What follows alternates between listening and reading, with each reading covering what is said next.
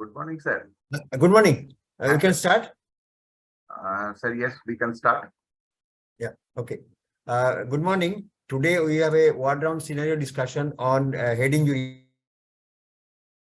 Dr. Omkar Nath is a third-year junior resident at MR Bang Hospital will present, and Dr. Parthasarathi Ghosh, Assistant Professor of Surgery at Diamond Harbour Medical College, will moderate today. So I put a scenario that a 30 years male patient has made a major road traffic accident, and he has been brought to ER in unconscious state. Sir, can I give a scenario? This is a scenario. Yeah. You have a scenario made? Yes, sir. Yeah, please. Then please allow me to share the screen actually. Yes.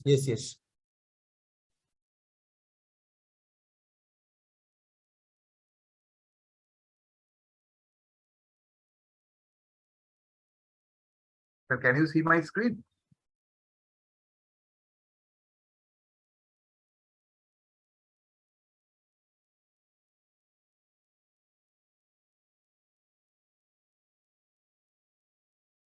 Sir, am I visible? My screen is visible?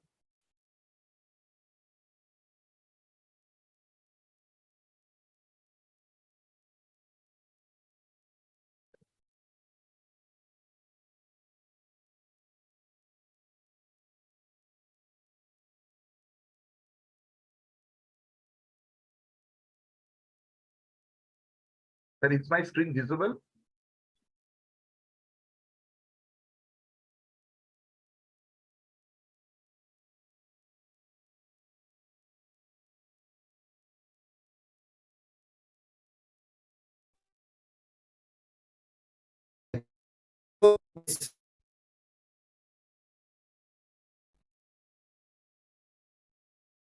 Sir, is my screen visible?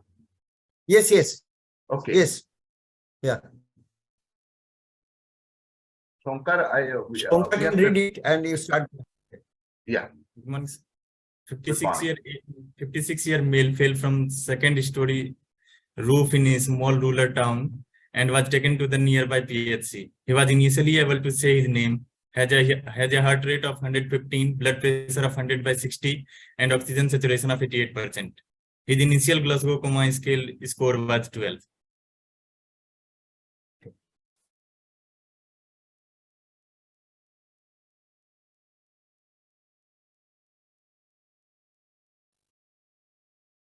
He has been immediately transferred from there to MRVH with IV fluid and cervical collar, which took 2 hours for the transport. At ER of MRVH, the findings are: he had sonorous respirations, a heart rate of 120, blood pressure of 100/70, and his GCS is 6. How to proceed? You are in MR Bang. Yes, in the emergency. I will proceed with the ATL according to the ATLS protocol, initiating with the primary survey, then moving on to the secondary survey, and finally definitive management. In the primary survey, I will go accordingly as ABCDE, airway management with cervical collar stabilization, which has already been done, and I will check for the airway. I will open his mouth and check for any obstruction, if there is any foreign body, dentures, any secretions, vomitus, that I will suck I will suck it out. We can chin lift and go. We can chin lift and jaw. We can go for jaw thrust maneuver if tongue is falling back in order to relieve obstruction if it is present. What you like to do in this particular case with the information available to you? Yes.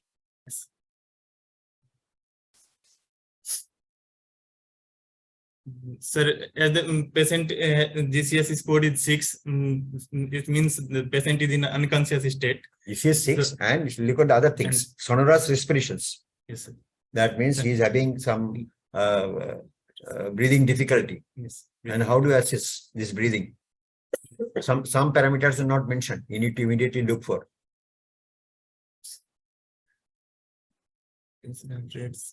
Next was breathing. How do you assess breathing of this patient? Sir, What is your assessment? Patient has sonor respiration. What is your assessment? Sir, I will first intubate the patient, sir. Yes, you How can you can- intubate immediately You in can, you emergency? want to intubate the patient, right? So when this patient actually requires a definitive airway, right? Yeah. Because Yes. what are the indications of one thing in is to be remembered when you are following an ATLS protocol is that when you are shifting from A to B, that means airway to breathing, you actually need to, it is along with concomitant resuscitation. So without addressing the airway problem, you are not allowed to shift to breathing. So this patient actually requires an airway, a definitive airway. What do you mean by, what are the indications of definitive airway? Um, uh, mm, Sir, mm,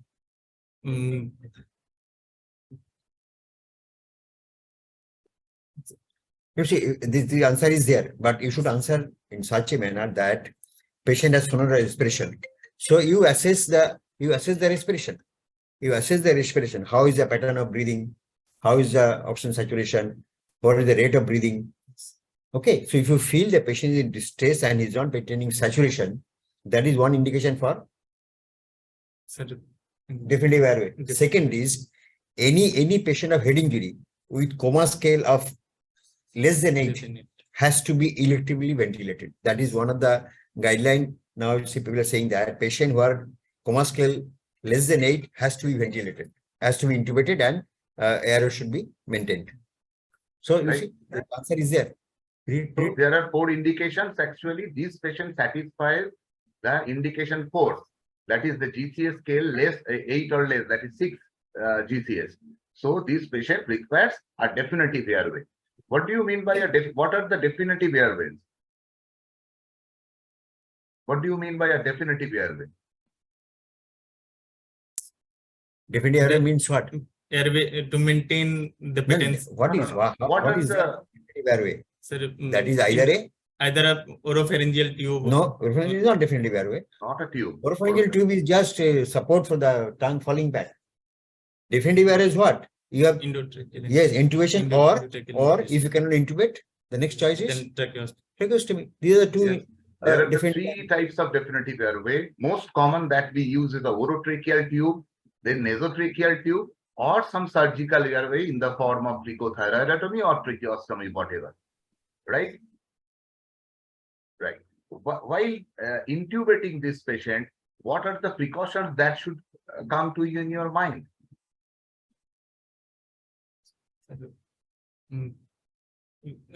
While intubating, we will first check the opening of the mouth, whether it we will go for Malam Patti score, whether there is no time to create Malampati No. score. The point is the The important thing patient is you is in should not cervical aggravate the collar. injury. I am giving you the clue. The patient is with a cervical collar Yeah. with the cervical spine has been immobilized.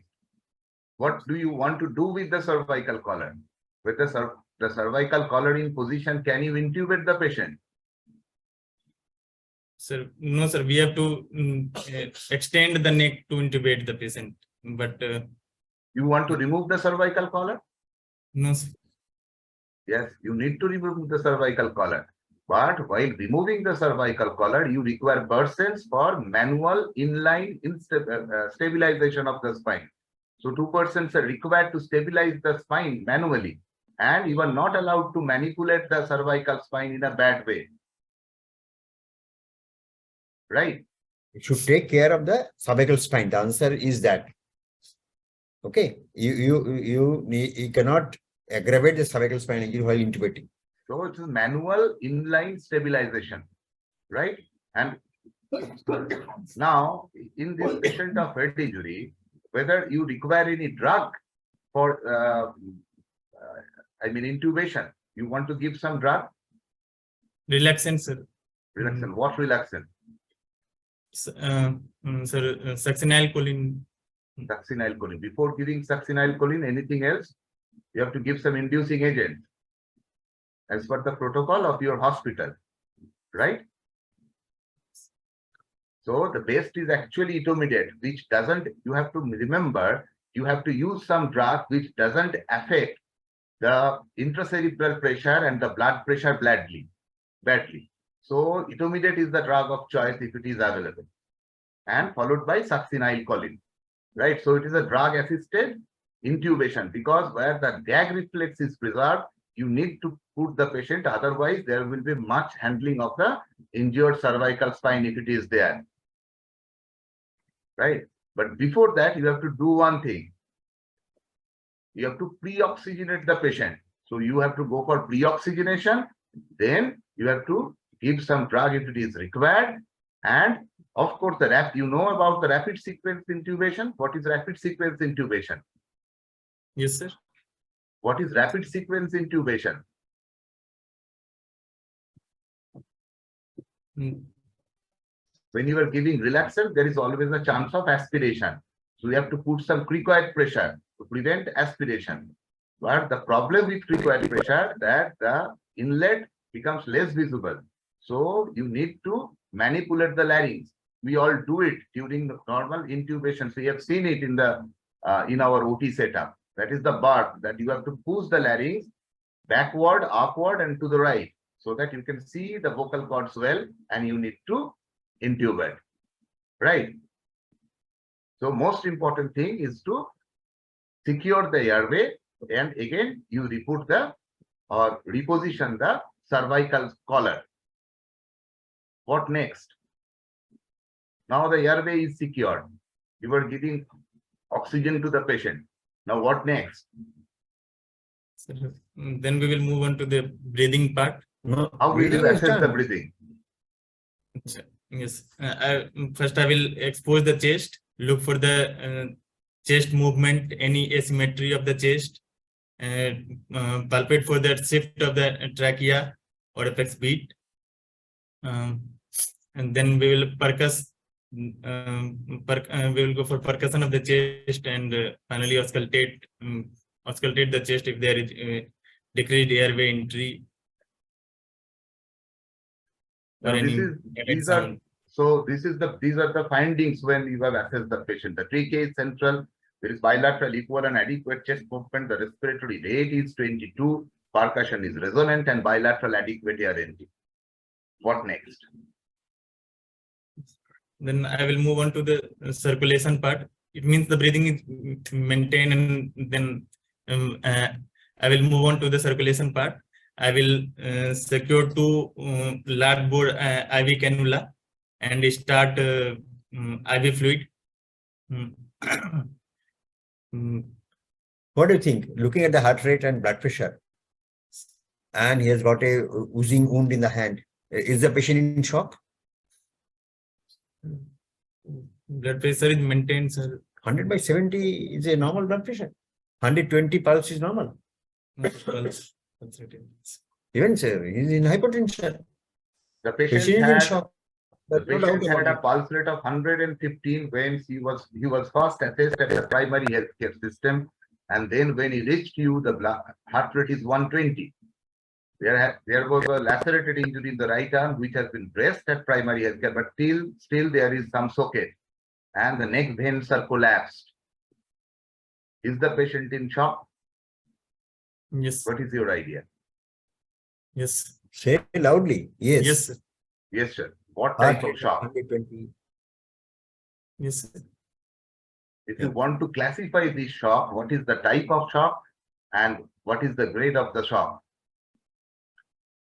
If the patient has got a hemorrhage, there are different classes of hemorrhage: class Yes. 1, class 2, class 3, class 4 hemorrhage. So this heart rate and blood pressure, how do you place the patient? Class 3 shocks. Class 3, class C, severe shock. Class 2 shocks. See? Now, so this patient is probably in class 2 shock because the heart rate is raised. But in class 3 shock, actually, the Glasgow Coma Scale goes down. But here the patient has low GCS. But again, you cannot, you don't really do not know whether this is from any head injury or from blood loss. So what you need to do? You were telling that you have to resuscitate the patient. Yes, sir.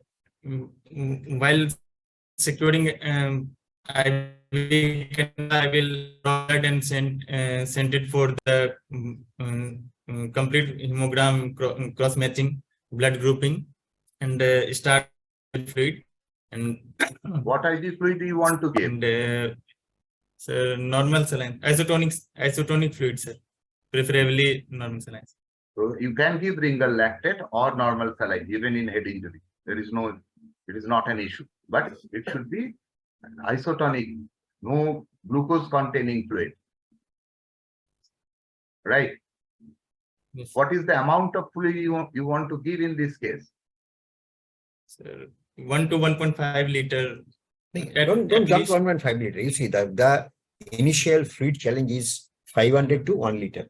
So give the patient a challenge of 500 ml and see the response. Okay. In an elderly gentleman, you should not pump initially 1.5 liters. What, any other criteria for the fluid? You want to warm the fluid? Yes, sir. I will warm. Yes, sir. I will go for warm isotonic fluid. Right. So warm fluid you have to give, and you have to give a challenge of, as said, rightly told, that 500 to 1 liter, not 1.5 liter nowadays. Right? And while giving this amount of fluid, you have to consider the amount of fluid the patient has received in the pre-hospital care, because the patient was put on IV fluid at the level of the PSC. So 1 liter of fluid. After 1 liter of fluid, if the patient now the pulse rate of the patient has come down to 100, what next? Sir,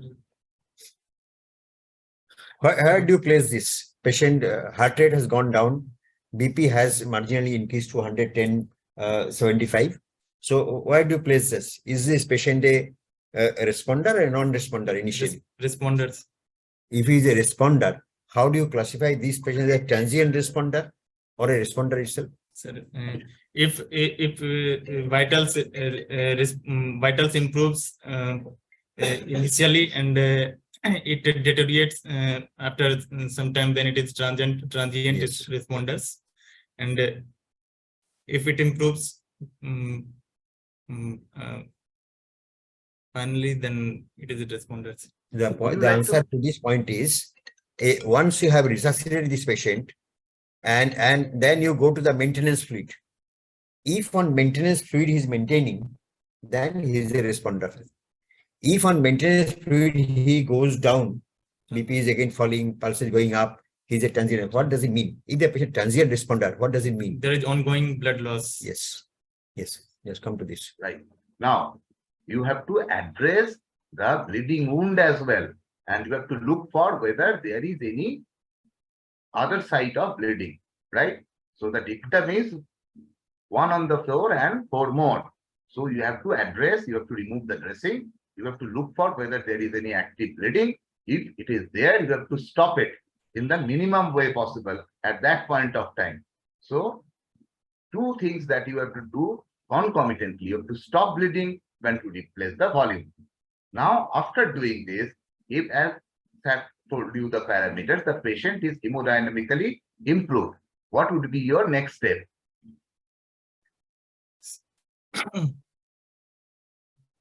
Then I will move on to the next part, and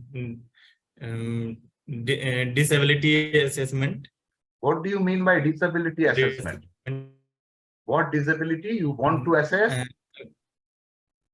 Yes, sir. Neurological disabilities. Right, neurological disability.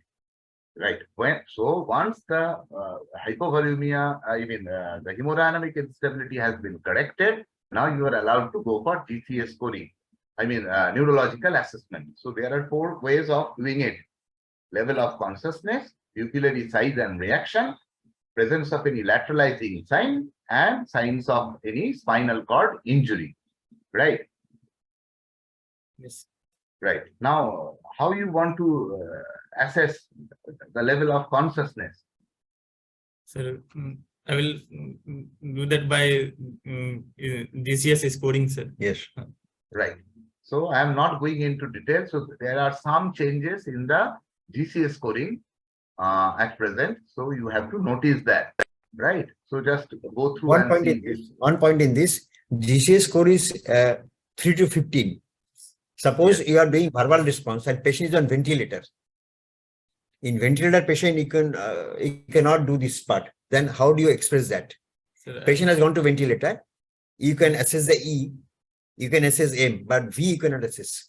So what do you write? NT, we will- Yes. In that case, you write V as NT. Patient has got a paraplegia, or patient has got some primary brain injury. Okay. In that case, you can assess the motor in other limb. Okay. Highest. But if the patient has got a fracture at one side, that part motor cannot be tested.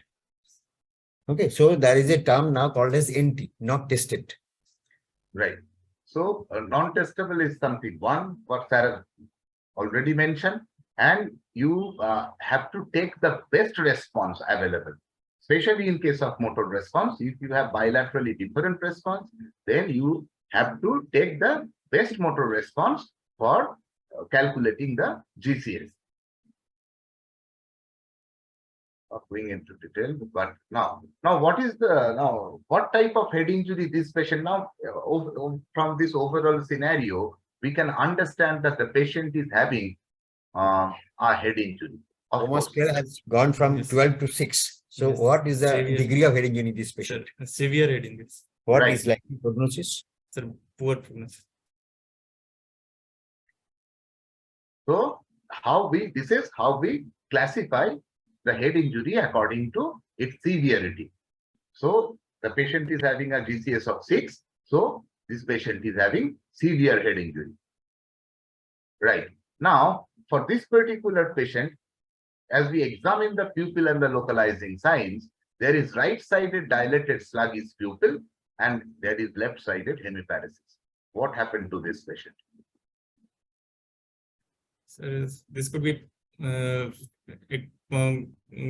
could be due to EDS, sir, in this case. No. Let's try to first understand this scenario of right-sided dilated opposite-sided hemiparesis. Is it a true localizing sign or is it a false localizing sign?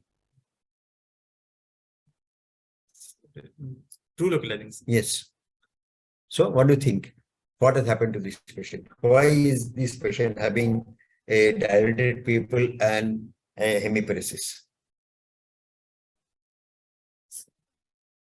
This could be due to The minimum diagnosis extradural that you can hematomas. make. What is the minimum diagnosis Yes. that you can make in a case, in the background of, in a case of head injury, when this Yeah. patient is having these signs? You can just say, Intracranial you can just say compressing hematoma. It's difficult to Right. say, subdural or subdural. Yes. So it's better to say there is a compressing hematoma, compressing on a Now, particular there is an side of the- intracranial hematoma. Doesn't matter whether it is subdural or extradural, peripheral, whatever.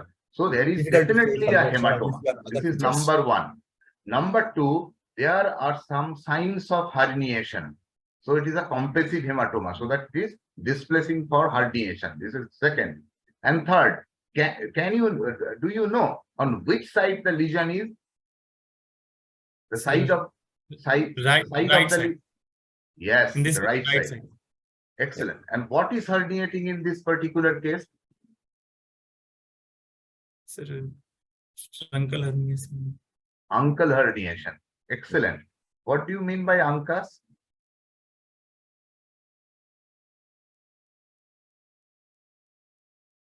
Don't. What is uncus that is It's herniating? separating the compartment. One is known as supratentorial compartment, tentorium cerebelli. Okay, you have a supratentorial compartment and infratentorial compartment. What happens?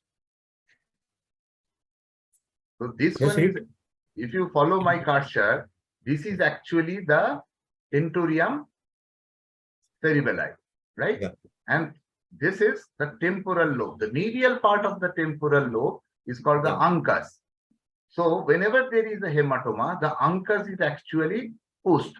And if you follow the margin of the tentorium cerebelli, there is presence of the oculomotor the third cranial nerve.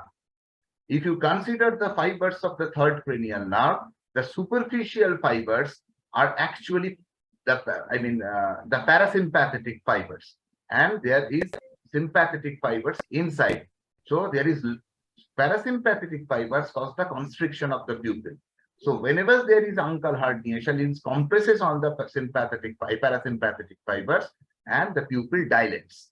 So that is what is important. Why you are having a contralateral hemiparesis? Because it is compressing the midbrain as well. So the corticospinal tract is compressed, which causes the hemiparesis. The corticospinal tract, it actually crosses to the opposite side at the level of the foramen of magnum. So you get a contralateral hemiparesis, right? If you get the ipsilateral hemiparesis, what will be your interpretation? Can it happen? The Yes, sir. ipsilateral hemiparesis? Yes, Carnohan's sign. Hematoma side also patient having now paresis. What is the situation now? This hematoma is Yes, gradually increasing. What will happen? sir, it will. It will press the opposite. Right. It will press the opposite. So it will press the Side of the opposite brain. side.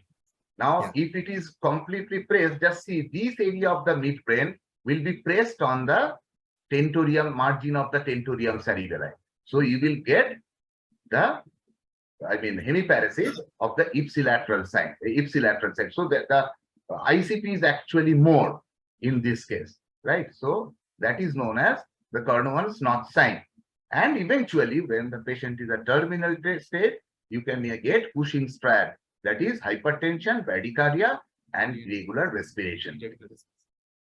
And Right. one more thing in this context is, you will be often asked about that. What do you mean by Hutchinson people? This compression and herniation can result in a sequence of pupillary changes, which is called as Hutchinson. What is the changes? What happens to the, if you observe the patient from the beginning on receipt and then keep on following, pupillary changes are important. What are the sequence of changes in Hutchinson people? Initially, there will be constriction of pupil followed Yes. by the dilatation. No, try to understand. On the side of compression, initially constriction, then continuing compression, this side people get dilated. Continuing compression, opposite people get constricted. Continuing compression, opposite people get dilated. So at the end, you have both people dilated. But important is which people dilated first. Sir, ipsilateral. And which people dilate first is important because that is the site of hematoma. So these are the sequence of changes. Hutchinson people is a sequence of changes in the people that occurs in a compressing intracranial hematoma. Right. Now, why is change in GCS? What are the physiological changes that happened inside the cranium which leads to this deterioration of neurological signs? You are expecting a hematoma, but why that hematoma causes deterioration? As Sad told, there are sequential changes. It doesn't appear at the initial moment in most of the cases. Increasing hematoma will compress the Initially, hematoma causes increase of ICT. That is the most important part. It causes intracranial tension. And how does the cerebral blood flow is determined? cerebral perfusion pressures. And the intracranial pressure. Okay. So what is this? What changes? Why change in GCS? What is Monro-Kelly doctrine? Don't know. So Monro-Kelly doctrine is actually, if you consider the cranium is actually made of bone, it's the volume is always fixed, and it is occupied by, if you see that the venous blood, the arterial blood, the brain matter itself, and the CSF. So whenever there is a hematoma, that is a mass inside, first the CSF and the venous blood comes out. And if it is go on increasing, a level will come where there will be nothing to be replaced. So the herniation occurs. So if you put this scenario in a volume pressure curve, actually, so initially there is compensation. But as sir was telling, after a point when this point is actually reached, there is compensation. There is rapid rise or rapid deterioration of the neurological signs. And you have to take the alarm when these neurological signs are deteriorating rapidly. We tell that whether there is any fall of GCS by 2. So this is the reason why we actually can understand what is actually happening inside the cranium.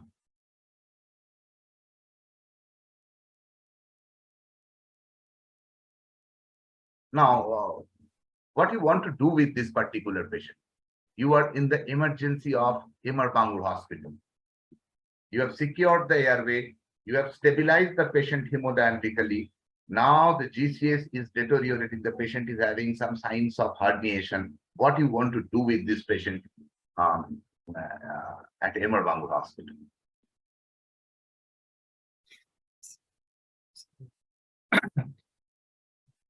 I will first try to decrease the intracranial pressure. Okay. How?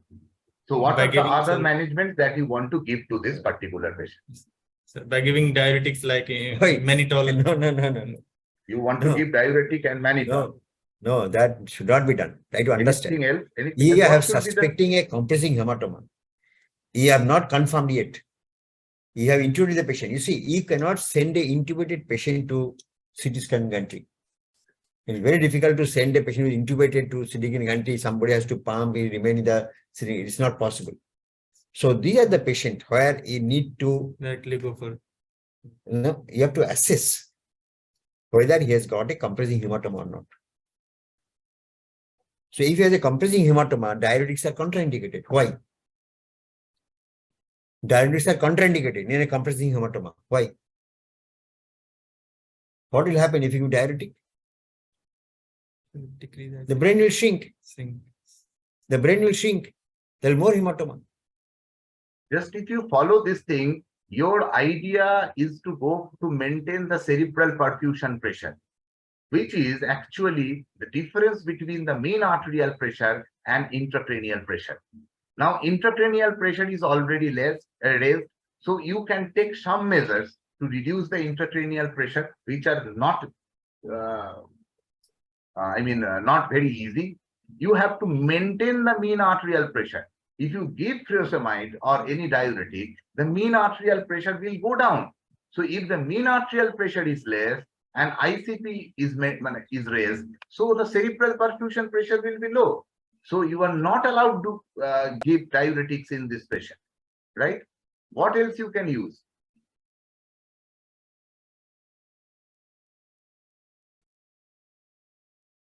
Sir, I will maintain oxygenation. You are maintaining the oxygenation, you have ventilated the patient.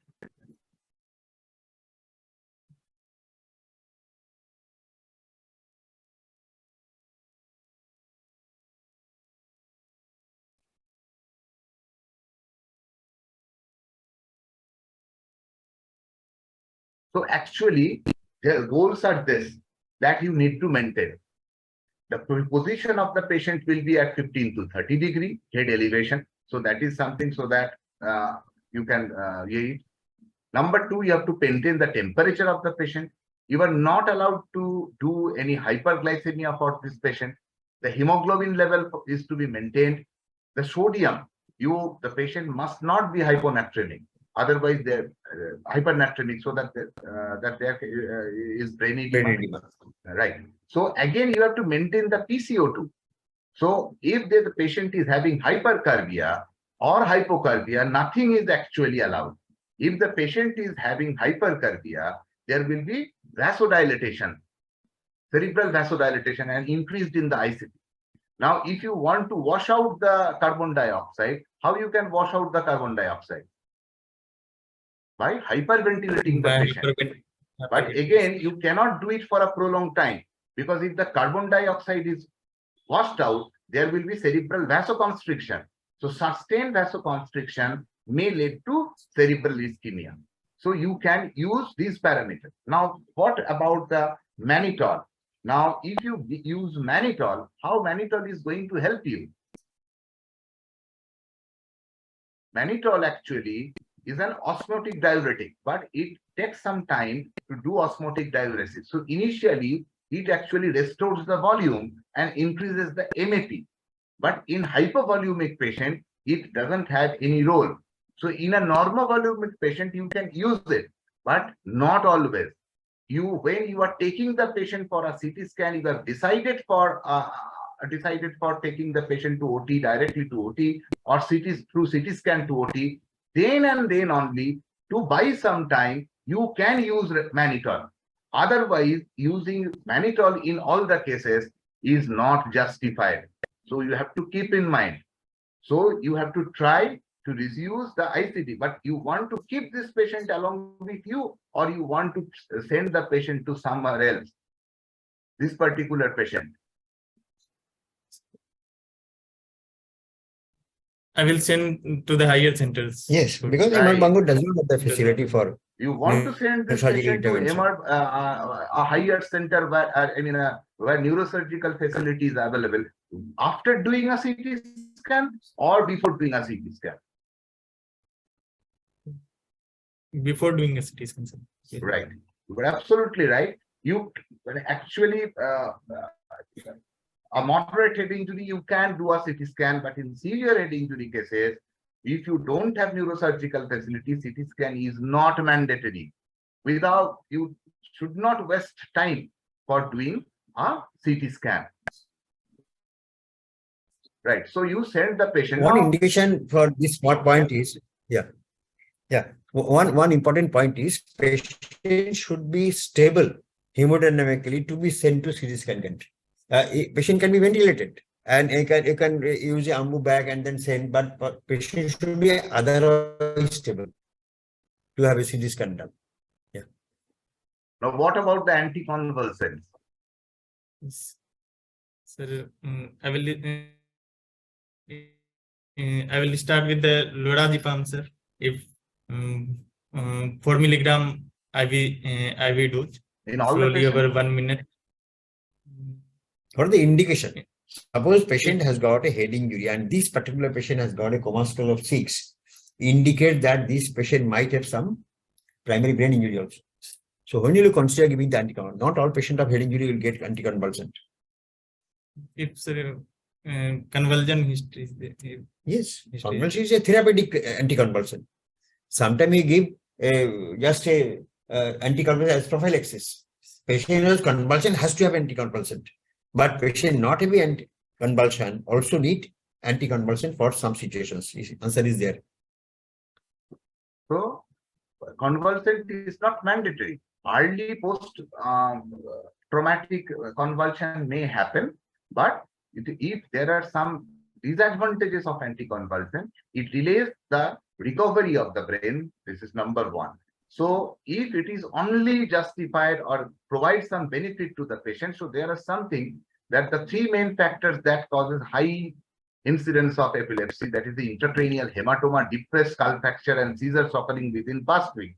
So only few cases you are actually supposed to give anticonvulsants. Otherwise, anticonvulsants are not mandatory as we used to do it in the past, right?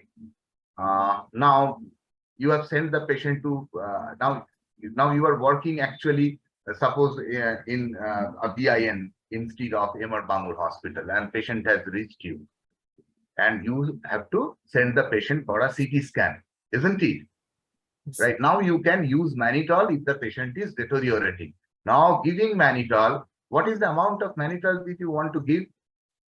So 20%, 200 ml. 200 ml. 8 hours. No. When you give in our rapid infusion. Yes, rapid infusion. Within 5 minutes, actually, you have to give mannitol. 100 ml means 20 milligram mannitol. So if you consider 1 per kg, then it is 3 bottles at least to be infused then and then. within 5 minutes, and you send the patient to, to CT scan. Now, if you get what, now you are getting on CT scan, you are getting a hematoma on the right side, which looks like a lens, a biconvex lens. What is your, what happened to the patient? Yes. Extradural hematoma. Extradural hematoma. Now, how the subdural hematoma looks like? Sir, convex. Why? Right. Why there is difference in look between these two types of hematoma? Why? First answer, why is the extradural hematoma biconvex? Right. So That what is the happens answer, inward, actually. what happens outward? Inward, it is limited by what? Extradural hematoma? Yes. Dura matter. So dura is stripped inward. The hematoma is not following the concavity of the brain or convexity of the brain. So inside is the pushed out dura matter and outside is the skull. Is a concave bone with a convex outward. That's why it is biconvex. So it is What happens actually, in it is, the dura Yes. is attached to the skull in some places. So Yeah. if it is, initially it is like this. Now in a closed space, if you infuse some pressure and volume, it will distend like this, right? Because it is a closed space. So that is why the extradural hematoma is lens separate, right? But if you consider the dura on the brain, it is not attached to the brain firmly. So it actually follows the convexity of the brain. Yes. It doesn't swell up like a lens. It actually just follows the, because the dura is not firmly attached to the brain as it is attached to the cranium. So the extradural hematoma is biconvex and an intradural hematoma is concavo-convex, right? Now, if you want to take the patient to OT, now there is an extradural hematoma. Yes. What are the indications of taking the patient to the OT? If hematoma volume is more than 30 cc, midline shift is more than 5. 9, 3, 5 is too much. More than 3 millimeters is a significant shift. And thickness of the ADS volume is more than 15 mm. Midline sheet 5 millimeter. It was 3 millimeter, I feel. Now, Okay. even sir, even if the patient is GCS is very poor, then you have to take the patient for OT. Then you need not to measure all these things. But any volume which is more than 30 ml, you can take the patient to OT. So GCS and pupillary, so there is clear signs of, clear signs of herniation. So you have to take the patient irrespective of the volume of the patient, and you have to evacuate. And in case of subdural hematoma, actually you can take some time. Extradural hematoma is acute emergency. You need to evacuate it as early as possible. But in case of subdural hematoma, the bleeding of significant size with significant associated midline shift of more than 5 and GCS dropped by 2 or more from the time of injury to hospitalization are indications for taking the patient to the operation theater. Now, this is one capsule where you get a severe head injury patient, and you have to remember the message is that you are a general surgeon. As a general surgeon, your responsibility is actually to prevent secondary brain injury. The primary brain injury has always happened. So the goal of management of traumatic brain injury is to prevent secondary brain injury. And as a general surgeon or trauma care provider, two things has to be remembered in mind. Number one, you have to prevent, number one, hypoxia, and number two, hypotension.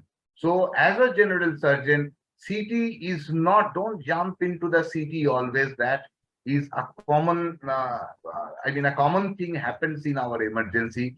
First assess that the oxygenation of the patient is proper. This is number one. And you have to restore the volume so that the mean arterial pressure is maintained. And you have to take measures so that the ICP doesn't raise. as a general surgeon. So these are the three things that you need to remember and keep in mind while managing a severe to moderate head injury patient. But obviously, CT scan is indicated in all moderate to severe head injury cases, but you have to select the time when you are going to do it, right? Now, in OPD basis or even in emergency, we get some cases where the brain injury is not that severe. One such scenario I am going to place in front of you. Read it. 68-year man had a fall in washroom and received TBI, followed a loss of consciousness for 1 minute. Patient clearly can tell his name, SpO2 of 100% at RA, pulse 72 per minute, BP 142/90, GCS score of 15, pupils normal and no lateralizing sign. Now, what is your Concussion, sir. No. why First thing- concussion, sir? This patient has loss once of 1 minute, and then afterwards he's fine. What is this specific situation called as? Yes. Is it transient? Transient ischemic attack. Yes. This is a classic example of a patient having transient ischemic attack. Whether the patient is having a head injury as well? Yes, sir, head injury, but there is no structural brain damage. No. He So has how you fallen in can- the washroom. How you know that? You Yes, assess following the by the washroom. science, the clinical science that is available with us. You can Sorry, sir. ask any, suppose I have accompanied the patient, I know all about the patient. So if you have any queries, you can ask me. You want to take any more history in this particular case? History of vomiting. The patient has had one episode of vomiting. History of bleeding, convulsions. No bleeding from ear or nose. There is no watery discharge from the nose. There is no history of convulsion. Anything else you want to know in this particular case?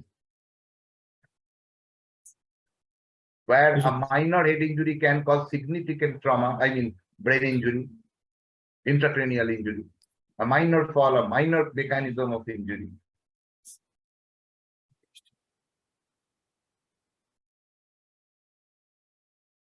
Whether the patient He has is got using any he anticoagulant, has fallen in the washroom. whether the patient is on Sir, anticoagulant two or things not, should that be- is very important. History of the fracture neck femur could be No. there. So I will check the pelvis and the long bones. No. You And, have to go for ATLS protocol. I am not preventing you from that. From history of head injury, actually, you need to ask whether the patient is on any anticoagulant or not. In that case, a trivial trauma can cause a significant intracranial hematoma. Right?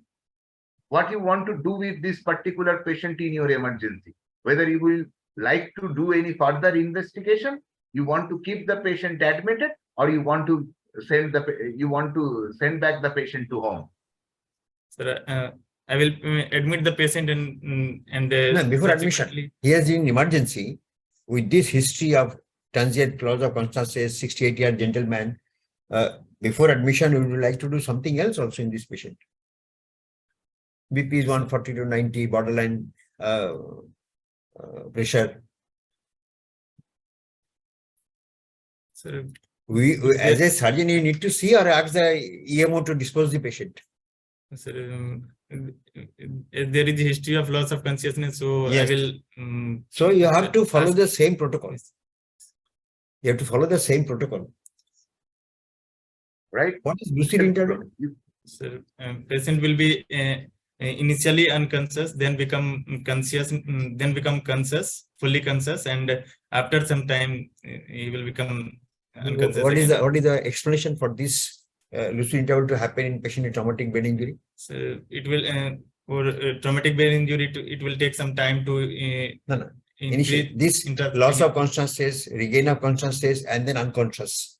What are the pathological changes in each of these phases? Sir, increased intracranial pressure. No, doesn't happen immediately on fall. No, sir. After some time, there is increase in the intracranial pressure, which lead to the Why is the first unconsciousness? Is a concussion. concussion. First unconscious is because of concussion. And then this concussion is transient and he recovers. But in the meantime, there is collection of blood in the intracranial cavity. And then he become unconscious because of subsequent compressing hematoma. Right? So you need to know whether this patient is, whether you want to go for a CT scan in this particular case. What are the indications of CT scan in case of head injury? One, If we there is loss already of have consciousness discussed.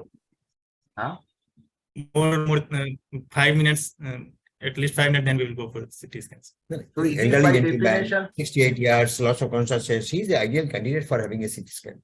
You have to have a CT scan. You cannot So discharge the he- patient without a CT scan. yes. So these are the indications of CT scan. GCS score of less than 15 at 2 hours after injury, suspected open or depressed skull fracture, as you have correctly asked, any sign of any basilar skull fracture in the hemotympanum, recognize or CSF, photoria, rhinodia, battle sign, whatever, vomiting more than 2 episodes, age more than 65 years, anticoagulant use.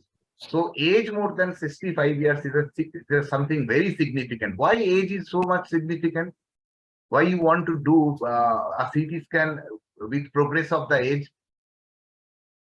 So, because even a trivial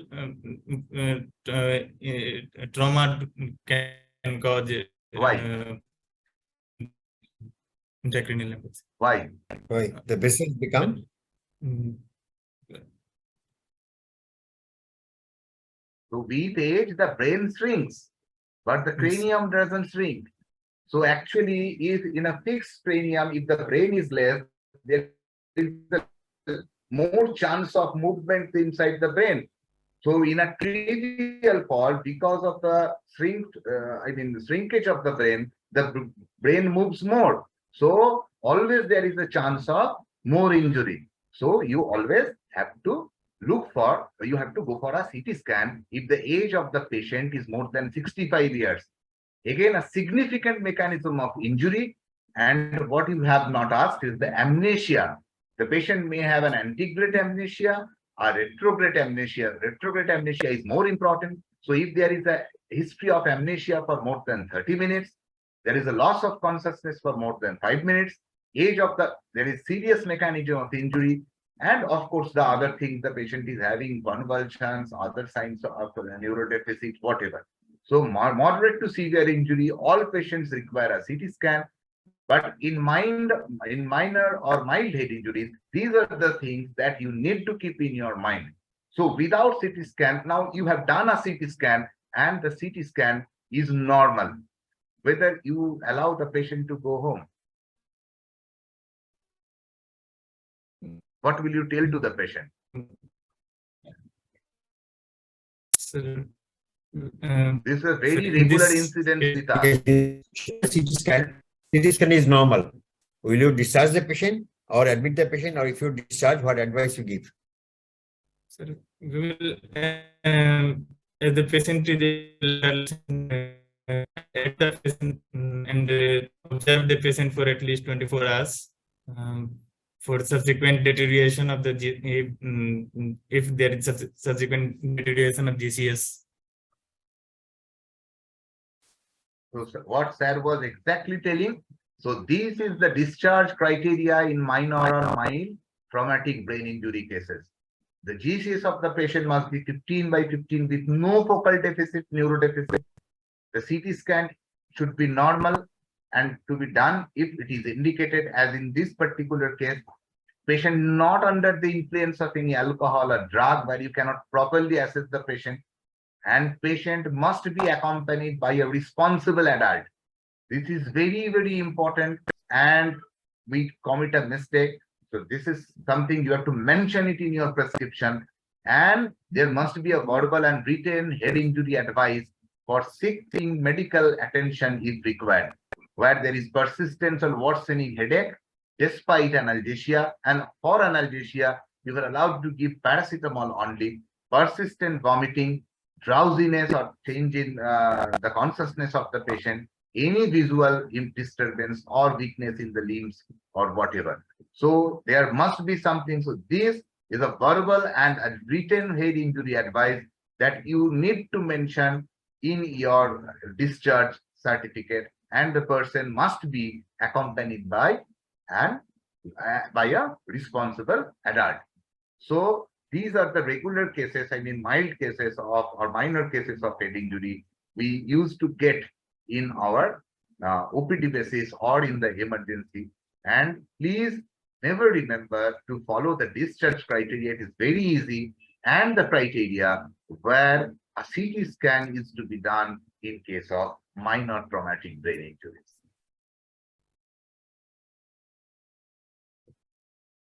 Sir, that's all from my part. Yes, yes, If yes. you want to add, sir. You have drained a extradural hematoma. That means you have done a bar hole, increased the bar hole to craniotomy, and hematoma is drained. What has to be done towards the end of the operation? Bone flap should be placed. No, placed bone and flap, each stitches. no. Bone flap is not placed. It's a bar hole. The craniectomy in craniectomy. No, we do not it's place. there are two things. You see, you will find that people has already lifted a bone flap, and after draining hematoma, the bone flap is not placed in the same sitting. People keep in the abdomen. Abdominal wall. But what I'm trying to say is, if you are doing a extradural hematoma, when you have drained the hematoma, you have to apply dural hitch Hitch stitch. That is another important part, because unless you hitch the dura up, there may be reaccumulation of blood in this space. So at the end of the draining hematoma, doing lavage, you have to do few dural hitch stitches so that the dura remains attached to the pericranium. Correct. Okay. Suppose you don't have a CT scan and patient is having all localizing signs. Previously, CT scan was not available also. So which side you will do the bar hole? How do you decide about the side of bar hole to be done without a CT scan? Yes, sir. If selected, dilated pupil. Ipsilateral? Dilated pupil. In The term is not clear. We have discussed that. yes, sir. Now the patient First, has got a ipsilateral dilated. yes. Yes, sir. First is if you have an obvious site of injury. That means you find the impact is here and there is a hematoma on this side. There is a fracture being demonstrated in the plain X-ray. So that is a site, you know that this is a site of injury. Otherwise, if you see you have to follow the sequence of change of people. The people who is dilated first, that is a site of hematoma. But now you have facility for CT scan. It's not difficult to get a CT scan done. And most of the people undergo surgery after CT scan only. I think we have covered this part. Okay. Basically, you see, you have only 5 or 10 minutes to answer in the exam. Your approach is very important. When you are given a scenario like this, the approach should be always that I will follow ATLS protocol. Okay. What is triage? Triage in head injury? What do you mean by triage? Why is the triage done? So in mass. Triage is done, number one, in the field where the accident has happened, and triage is done again in the hospital. You have a hospital having 50 bed and you have a casualty of 100 coming to you. So you need to triage the patient. Triage is done on what basis? On what basis triage is done? According to the severity of the patient, will triage the patient. There are a number of criteria. One is physiology criteria. The blood pressure, the respiration, pulse rate. Okay, that means how is the patient hemodynamic? Then the mechanism of injury. Okay, then the gross injuries. So the idea of triage is what? Why do you triage a patient? According to the sir, You do triage to salvage the patients who are recoverable. Suppose you find a patient who has got a skull injury and part of the brain is getting out from the cranium. Patient is deeply unconscious. You find another patient who is shouting, he has got severe pain, he has got one-sided paresis. and you suspect this patient has got a compressive hematoma, who should be triaged first? Compressive hematoma. Yes. So that is the idea of triage. You try to salvage more patients who are salvageable. And what are the different color code used for triage? Red, green, yellow, and Don't black. have make it happen. Red, green, and then yellow. How you go? Red, Start with the green. red- Green triage means these are patients having minor injuries. They can wait. Yes. Yellow is a group of patient who has got Very moderate critical. injury who needs immediate attention. Yes. Red is grave injuries where they may not be salvageable, but they need to be transferred to trauma center. Agree. And what is the black code given? So, moribund patient. Black is dead, not Dead. moribund. Dead. Black is dead. If somebody is dead, you mark that. How do you decide dead on scene? There is some defined death spot. I will check the It's a trauma. Try to understand. It's not a disease. It's a trauma. You examine somebody and you find the pulse is not there. Respiration is not there. You cannot declare the patient dead. You have to give the patient resuscitation for at least 10 to 15 minutes. So once you find a patient who is pulseless at the site of accident, you have to give the patient CPR for at least 10 to 15 minutes. And if he's not coming back, you declare the patient dead. So on first examination, you cannot be dead on the site of accident. Okay, Dr. Ghosh, we have a nice discussion. Thank you. Okay, thank you, sir. Thank you. Thank you, sir. Dr. Maiti, any comment? Maiti, sir? So that is there. Yes, Dr. Maiti is there. Oh. Sorry, Dr. Saha. Yes, yes. Yes. Partho takes this word round scenario in a different way. I like this approach. So he has answer also. Otherwise, we asked only the question to the candidates, but Partho has some slides showing the answers.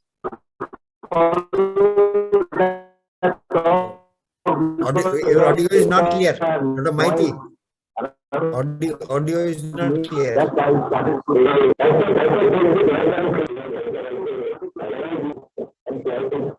Net problem. Okay, thank you. Thank you so much. Thank you. Thank you.